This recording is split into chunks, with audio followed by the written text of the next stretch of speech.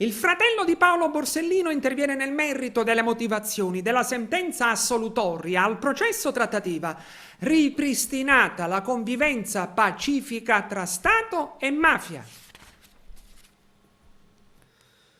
Come Nino Di Matteo, anche Salvatore Borsellino, fratello del giudice Paolo, ritiene che le motivazioni appena depositate della sentenza assolutoria emessa dalla Corte d'Assise d'Appello di Palermo al processo sulla presunta trattativa tra Stato e mafia abbiano legittimato il dialogo con la mafia e il favoreggiamento di convenienza a boss come Bernardo Provenzano, anche se ciò avrebbe poi provocato la morte del confidente Luigi Lardo e del medico urologo Attilio Manca. E Borsellino ha scritto sui social: le motivazioni risultano inaccettabili perché con buona pace di Giovanni Falcone e di Paolo Borsellino, che per servire questo Stato hanno sacrificato la vita, sanciscono l'ufficializzazione del ripristino della convivenza tra mafia e Stato, che dalla strage di Portella della Ginestra in poi ha caratterizzato la vita del nostro paese. Con la mafia si può convivere, anzi si deve convivere, affermava qualche tempo fa Lunardi, un ministro della Repubblica. E le motivazioni di questa sentenza vanno ancora oltre, affermando che con la mafia si può scendere a patti e questi patti possono contemplare la protezione per oltre un decennio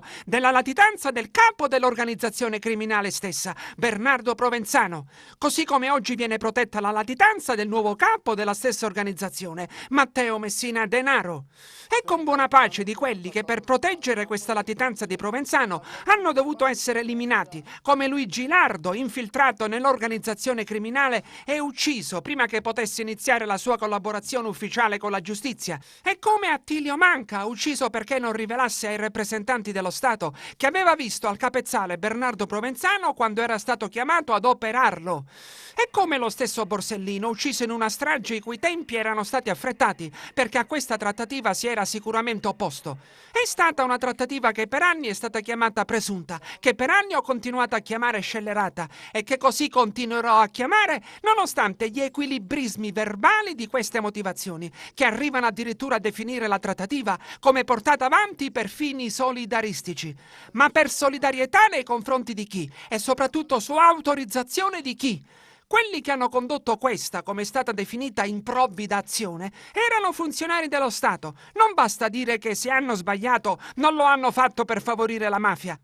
Se non hanno informato la magistratura della loro iniziativa, oltre che incompetenti, come si evince da altre parti delle motivazioni che altri, più competenti di me, potranno e dovranno studiare con attenzione per un auspicato ricorso in Cassazione, sono sicuramente colpevoli e come tali avrebbero dovuto essere condannati.